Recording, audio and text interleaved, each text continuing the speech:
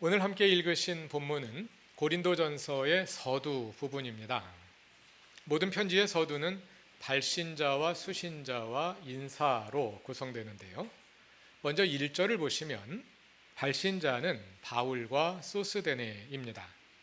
여기에서 바울은 자신을 하나님의 뜻으로 그리스도 예수의 사도로 부르심을 받은 사람이라고 소개합니다. 2절은 수신자입니다. 수신자는 고린도 교회이지요.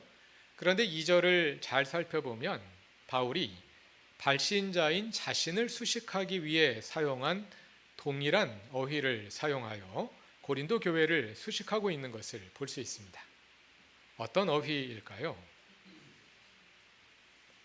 부르심을 받은 이지요. 바울은 고린도 교회를 가리켜 성도로 부르심을 받은 여러분이라고 말합니다.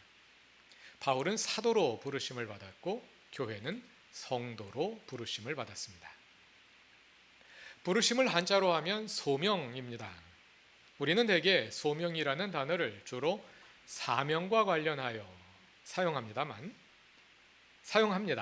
바울이 예수 그리스도의 사도로 부르심 받았다는 말이 바로 그것이지요. 그러나 바울은 사도뿐 아니라 모든 성도가 부르심을 받은 사람이라고 말합니다. 무엇을 위해서 부르심을 받았을까요? 9절에 그 답이 있습니다. 9절을 다 같이 읽어봅시다. 하나님은 신실하신 분이십니다. 하나님께서는 여러분을 부르셔서 그 아들 우리 주 예수 그리스도와 친교를 가지게 하여 주셨습니다. 하나님께서 우리를 부르셔서 그 아들 우리 주 예수 그리스도와 친교를 가지게 하여 주셨습니다. 헬라어 구문을 살려서 직역하자면 하나님께서 우리를 예수 그리스도의 코이노니아로 부르셨습니다. 예수 그리스도의 코이노니아, 이 말은 우리가 예수 그리스도와 친교를 나눈다 하는 뜻으로 이해할 수도 있고, 예수 그리스도 안에서 우리가 서로 친교를 나눈다는 뜻으로 이해할 수도 있습니다. 2018년 9월에 시작했던 고린도전서 연속 설교 첫 편의 제목이 그리스도의 몸의 코이노니아였는데요. 그 설교에서 이 어구가 가지는 여러 가지 의미에 관해 말씀드렸습니다. 오늘은 범위를 좁혀서 우리가 예수 그리스도와 나누는 사귐이라는 견지에서 이 말씀을 좀 더 살펴보고자 합니다. 하나님은 우리를 성도로 부르셔서 우리 주 예수 그리스도와 친밀한 사귐을 가지게 하셨습니다. 성도로 번역된 헬라어 하기오이는 거룩한 사람들이라는 뜻입니다. 본문 2절을 보면 이 말의 의미가 바로 앞에 설명되어 있는 것을 볼 수 있습니다. 우리는 예수 그리스도 안에서 거룩하여짐으로써 성도가 되었습니다. 거룩하다는 말은 구별되었다는 뜻이지요. 우리가 거룩해진 것은 우리의 노력으로 인해서 거룩해진 것이 아닙니다. 하나님께서 예수 그리스도를 통해서 우리를 선택하시고 우리를 구별하심으로 거룩해진 것입니다. 그러나 우리는 거룩하게 구별된 존재임에도 불구하고 여전히 믿지 않는 사람들과 크게 다르지 않습니다. 신분상으로는 구별되었지만 우리의 존재는 거의 과거 그대로입니다. 우리의 거룩함은 이제 시작되었을 뿐입니다. 주님은 그러한 우리의 존재를 변화시키셔서 우리 안에 있는 하나님의 형상을 회복하시고 우리를 명실공히 거룩한 존재로 만들어 가십니다. 그것은 우리가 예수 그리스도와 함께 나누는 친밀한 사귐의 과정을 통해서 이루어집니다. 그것이 하나님께서 우리를 성도로 부르신 이유입니다. 우리가 예수 그리스도와 친밀한 사귐을 통해서 거룩한 존재로 변화되어 가게 하시는 것입니다. 그 친밀한 사귐을 통해 우리 안에 하나님의 주 되심이 성숙해 가는 것이죠. 그 사귐의 과정에서 우리는 하나님과 끊임없이 대화를 이어갑니다. 그런데 대화라는 것은 나만 일방적으로 말하는 것이 아니라 상대방이 말하는 것을 듣는 것이기도 하지요. 듣지 않고 나만 말하는 것은 대화가 아니라 통보입니다. 우리의 기도는 통보가 아니라 대화입니다. 우리가 하나님과 진정한 사귐을 가지기 위해서는 하나님의 음성을 듣기 위해서 힘써야 하고 또 듣는 법을 익혀야 합니다. 그러기 위해서는 무엇보다 우리의 기도가 달라져야 하겠지요. 우리의 뜻을 일방적으로 하나님께 알리는 간구에서 그치지 않고 침묵 가운데 주님의 음성을 듣는 기도로 나아가야 합니다. 우리가 금요기도회에서 지속적으로 함께 연습하고 훈련하고 있는 렉시오 디비나, 성찰기도, 예수기도 같은 것이 그러한 들음을 추구하는 기도입니다. 아침 큐티 모임에서 계속하고 있는 말씀 묵상은 렉시오 디비나의 첫 단계입니다. 렉시오 디비나는 읽기, 묵상하기, 기도하기, 관상하기의 4단계로 이루어집니다. 성경 본문을 주의 깊게 천천히 여러 번 읽으며 경청하고 그 가운데 마음에 와닿는 어휘나 구절이나 장면에 집중하여 그 말씀을 곱씹으며 성찰하고 내 삶에 적용합니다. 그리고 그 말씀에 응답하여 주님과 대화를 이어갑니다. 그 대화는 나를 온전히 주님께 내어드려 주님 안에 고요히 머무는 단계로 나아갑니다. 그리고 궁극적으로 나 자신과 세상을 주님의 눈으로 보면서 그분의 주 되심을 삶에 이루는 단계로 나아갑니다. 성찰 기도는 지나온 나의 삶을 돌아보며 그 속에서 이루어진 하나님의 일하심을 분별하고 그 순간에 머물러 하나님과 대화를 이어가는 기도입니다. 하루의 삶을 돌아볼 수도 있고 더 짧은 단위로 또는 더 긴 단위로 내가 지나온 길을 돌아볼 수도 있습니다. 오늘 하루에 일어난 사건들, 만났던 사람들, 그리고 나누었던 대화들을 영화 필름을 돌리듯이 하나하나 복기해 보면서 그 일들 속에서 나의 마음은 어땠는지, 하나님의 은혜는 어디에 있었는지 살펴보고 하나님께서 가까이 계셨다고 느껴지는 순간들 또는 하나님께서 멀리 계셨다고 느껴지는 순간들을 포착하여 그 순간에 머물러서 주님과 대화를 이어가는 것입니다. 예수 기도는 더 간단합니다. 호흡과 함께 기도를 드리는 호흡 기도 가운데 하나이기도 합니다. 호흡을 깊이 들이마시면서 나 자신을 응시합니다. 그리고 다시 호흡을 깊이 내쉬면서 모든 생각을 가슴으로 끌어내리며 주 예수여 자비를 베푸소서 하고 기도합니다. 가슴으로 끌어온 모든 생각은 호흡과 함께 내버립니다. 다시 깊은 숨을 들이마시며 같은 과정을 반복합니다. 간단한 기도이기 때문에 언제 어디서든 드릴 수 있습니다. 짧게 드릴 수도 있고 오래 기도 드릴 수도 있습니다. 식사 기도를 대신할 수도 있습니다. 대기하면서 버스를 기다리면서 아니면 아무것도 하지 않는 순간에 짧게 기도할 수도 있고 또 시간을 잡아서 길게 기도할 수도 있습니다. 아주 단순한 기도입니다만 많은 영성가들이 그 단순한 기도 속에서 깊은 신비의 경지를 경험합니다. 이러한 기도들, 렉시오 디비나, 성찰 기도, 예수 기도 외에도 다양한 기도의 방법들이 영성 훈련에 사용되고 있습니다. 그 가운데 어떤 기도 방법이 더 좋다거나 어느 것이 더 옳다거나 하는 것은 없습니다. 우리의 영적 상태에 따라 우리가 처해 있는 환경에 따라 때로는 이런 기도 방법이 도움이 되기도 하고 또 때로는 저런 기도 방법이 도움이 되기도 합니다.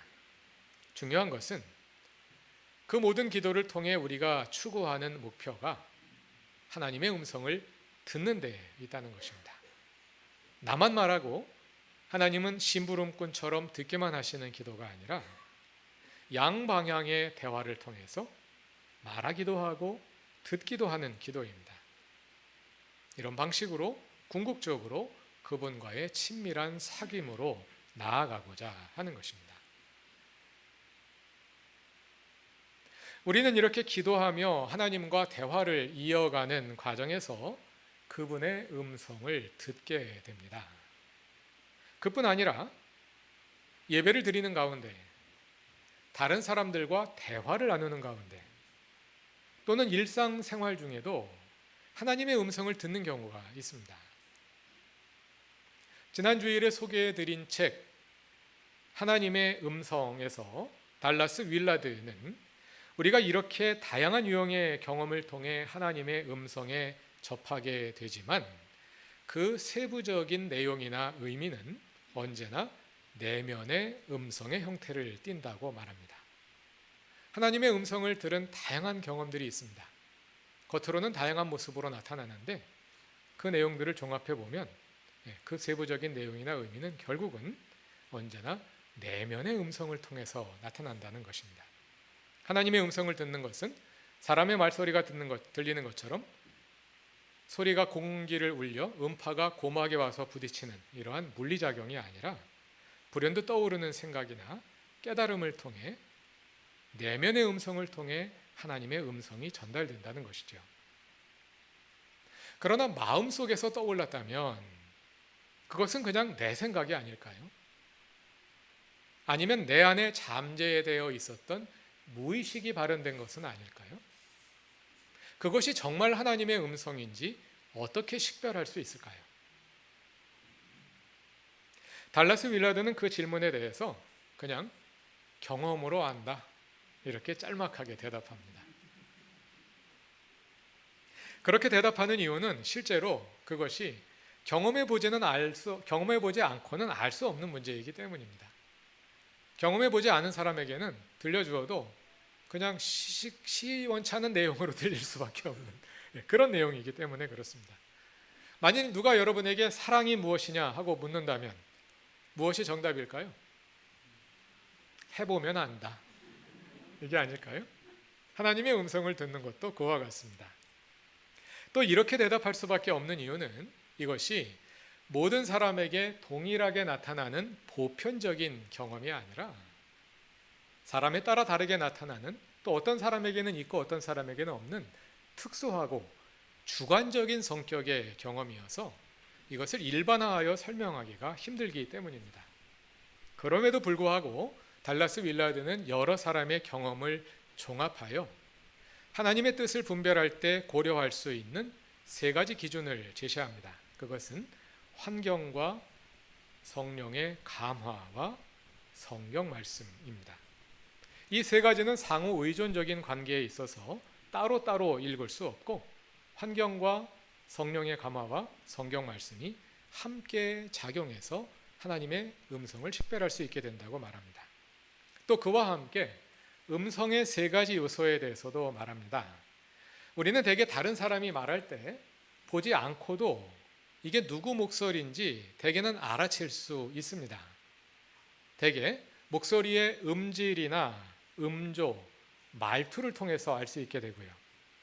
목소리에서 드러나는 성격을 통해서 알 수 있게 되고요. 또 전달되는 내용을 가지고 누구의 목소리라고 판단하게 됩니다. 그 사람 목소리인 것 같은데 전혀 그 사람이라면 할 리가 없는 내용의 말을 했다면 우리는 그 목소리를 의심하게 되는 거죠. 하나님의 음성도 마찬가지입니다. 먼저 우리는 하나님의 음성을 들을 때 거기에 어떤 무게나 영향력이 실려 있음을 직감하게 됩니다. 하나님의 음성은 안정되고 차분한 힘으로 우리의 가장 깊은 존재에 영향을 미치기 때문입니다. 두 번째는 그 음성에 담겨 있는 성품입니다. 하나님의 음성은 지고한 평안과 확신 가운데 찾아오고 우리에게 기쁨과 순리에 맞는 즐거움을 일으키고 선의에 따르게 합니다. 셋째는 내용입니다. 그 내용이 성경 말씀에 부합하느냐 아니냐에 따라 우리는 그것이 하나님의 음성인지 아닌지 판단할 수 있습니다. 그리고 이러한 모든 요소들과 함께 잊지 말아야 할 가장 중요한 것이 있는데요. 그것은 이 모든 것을 고려하여 최종 결정을 내리는 주체는 바로 우리 자신이라는 사실입니다. 성경 말씀에 토대하여 성령의 가마 속에 머물기에 힘쓰며 환경을 신중하게 고려하여 하나님의 뜻을 분별하는데, 그 모든 것을 종합하여 이것이 하나님의 뜻이구나 하고 결론을 내리는 것은 바로 우리 자신입니다. 우리 자신이 그것이 하나님의 음성이라고 판단한 것입니다. 그러므로 중요한 것은 하나님의 음성을 듣는 테크닉이 아니라 하나님의 뜻에 맞도록 튜닝되어 있는 우리 자신의 존재입니다. 자동차를 타고 가면서 라디오 방송을 듣다가 서울을 벗어나 지방으로 가면 방송이 자꾸 끊어지면서 지지직거리는 소리가 나지요. 그것은 라디오 방송 전파가 없어져서 그런 것이 아니라 튜닝이 맞지 않아서 그런 것이지요. 그와 마찬가지로 우리의 존재가 하나님의 뜻에 따라 튜닝되어 있을 때 하나님의 음성이 잘 들리게 될 것입니다. 그러므로 우리가 하나님의 음성을 듣고자 한다면 음성을 듣는 어떤 구체적인 요령을 익히는 것도 중요할 수 있지만, 그보다 더 중요한 것은 우리가 언제든지 하나님의 음성을 들을 수 있도록 조용한 내면의 공간을 마련하고 그 내면의 공간을 잘 가꾸는 것이 훨씬 더 중요합니다. 우리의 존재를 하나님의 음성을 잘 들을 수 있는 그런 존재로 튜닝해 가는 것입니다. 그 외에도 달라스 윌라데는 자신이 삶의 행로에서 길을 찾기 위해 하나님의 음성을 듣고자 할 때 사용하는 방법을 제법 구체적으로 소개합니다. 하나님께 말씀해 달라고 간구하고 기다리는 과정에서 어떻게 하는지, 그리고 아무 음성도 들리지 않을 때는 어떻게 하는지 비교적 구체적으로 소개하고 있습니다. 그러나 그에 관해서는 더 자세히 말씀드리지 않으려 합니다. 왜냐하면 지침이 구체적일수록 말하는 사람의 특수성이 강화되고 모든 사람에게 적용될 수 있는 보편성은 약해지기 때문입니다. 우리는 구체적으로 말해주기를 기대하지만 구체적으로 말할수록 그 사람에게 해당하는 특수한 이야기가 되고 구체적일수록 나에게는 해당되지 않을 수도 있게 되는 것이죠. 그러나 그러한 특수성을 충분히 감안하고 들으면, 특수성에서 나온 이야기라는 것을 충분히 감안하고 들으면 매우 유용한 조언이 될 수 있을 것입니다. 관심 있으신 분은 직접 책을 읽어보시기 바랍니다. 겨우 여러분 자신이 경험한 것과 비교하면서 읽어보시면 상당히 흥미로운 독서가 될 것으로 생각합니다. 우리는 거룩한 존재로 부르심을 받은 성도들입니다. 그러나 우리의 거룩함은 이미 완성된 것이 아니라 이제 시작되었을 뿐이고, 우리는 그 거룩함의 완성을 향해 나아가는 여정에 있습니다. 그 거룩함의 여정에서 우리는 예수 그리스도와 친밀한 사귐을 이어갑니다. 그리스도와의 사귐을 통해 거룩해져 가는 것, 그것이 예수를 믿는 것입니다. 그리스도와 사귐 가운데 우리는 하나님의 음성을 듣게 됩니다. 그리고 하나님의 뜻을 알게 됩니다. 그런데 그 사귐이 깊어질수록 우리는 하나님에 관해서 더 잘 알게 될 뿐만 아니라 나 자신에 관해서도 더 잘 알게 됩니다. 하나님을 더 잘 알수록 나 자신에 대해서도 더 잘 알게 되고, 나에 대한 알미 깊어질수록 하나님에 대한 암도 깊어집니다. 그것은 곧 하나님과의 사귐이 깊어지는 것이기도 하지요. 그리고 그러한 사귐 속에서 내가 무엇을 해야 하는지도 비로소 알게 됩니다. 내가 애써서 이루고자 했던 일들이 하나님의 주대심 안에서 새롭게 이해되고, 그리하여 하나님의 이끄심 가운데 그분의 뜻에 따라 자연스럽게 이루어져 가는 것을 경험하게 됩니다. 그것이 하나님의 부르심입니다. 하나님은 그분의 나라를 위해 우리를 부르십니다. 하나님의 부르심에는 우리에게 맡기고자 하는 일에 대한 소명이 포함되어 있습니다. 그러나 하나님은 그에 앞서서 그보다 먼저 우리를 성도로 부르십니다. 이 일을 시키기 위해서 부르시는 것이 아니라 그리스도와 친밀한 사귐을 가지도록 부르시는 것입니다.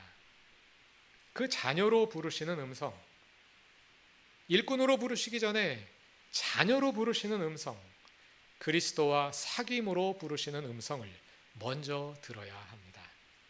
그리고 그 친밀한 사귐 속에서 일에 관한 소명을 들을 때 진정 그분의 자녀로서 즐겁게 그분의 일을 감당할 수 있게 될 것입니다.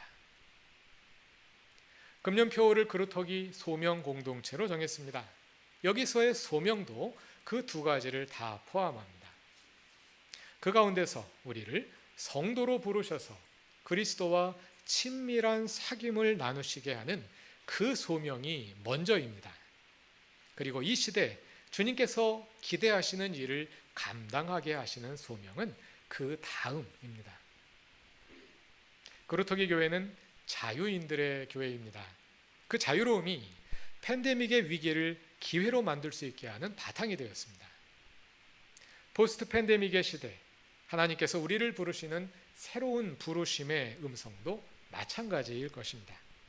우리가 주님과 친밀한 사귐을 나누며 주님 안에서 참 자유를 누릴 때 그 자유로움이 하나님께서 맡겨 주시는 일도 잘 감당할 수 있게 하는 바탕이 될 것입니다. 이 한 해 하나님과 그러한 친밀한 사귐을 발전시켜가는 그루터기 교회의 사랑하는 모든 교우들이 되시길 바랍니다. 다 같이 기도드리겠습니다. 하나님, 우리를 성도로 부르시고 그리스도와의 사귐으로 초대해 주심을 감사합니다. 우리의 기도 가운데 주님과 친밀한 대화를 이어가게 하시고 주님과 사귐을 통해 주님을 더 잘 알고 나 자신에 관해서도 더 깊이 알아가게 하소서. 우리의 일상에서 하나님 자녀의 자유를 누리게 하시고 그 자유로움 가운데 우리에게 맡겨주시는 일들을 기쁨으로 감당할 수 있게 하소서. 예수님의 이름으로 기도드립니다. 아멘.